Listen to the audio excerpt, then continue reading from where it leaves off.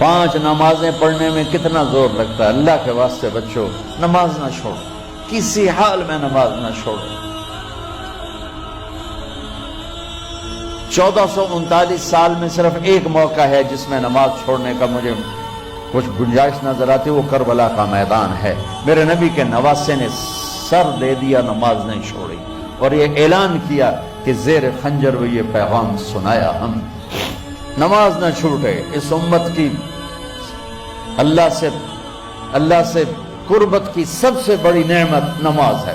میرے نبی نے فرمایا جب آدمی سجدہ کرتا ہے تو اللہ کے قدموں میں سر رکھتا ہے.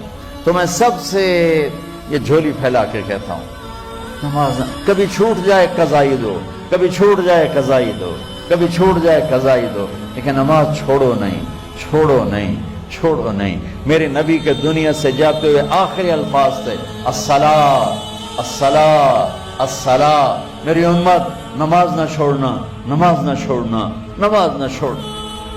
روزہ سال کے بعد ہے اور اس میں بیمار ہے تو چھٹی ہے، مسافر ہے تو چھٹی ہے، زکوٰۃ مالدار کے لیے ہے، حج مالدار کے لیے ہے.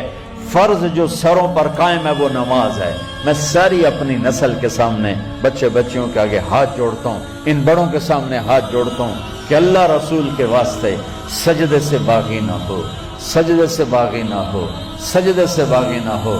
نہ کہیں جہاں میں امان ملی، جو امان ملی تو کہاں ملی. میرے جرم خانہ خراب ہو تیرے عفو بندہ نواز میں، اور کہیں جائے پناہ نہیں سوائے اللہ کی بارگاہ میں سجدہ کرنے سے.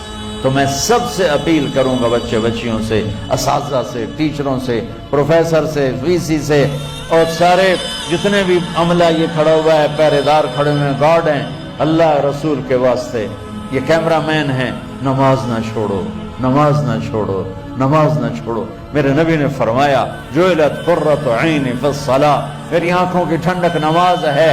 جنت میں اگر کسی چیز کی کمی محسوس ہوگی تو نماز کی کمی محسوس ہوگی. لیکن یہ بس یہی ہے یہ نعمت. آگے پھر اللہ تعالیٰ ایک سجدے کی اجازت مانگیں گے، اللہ کو دیکھ کر تو لگے گا نہیں تم مہمان ہو میں میزبان.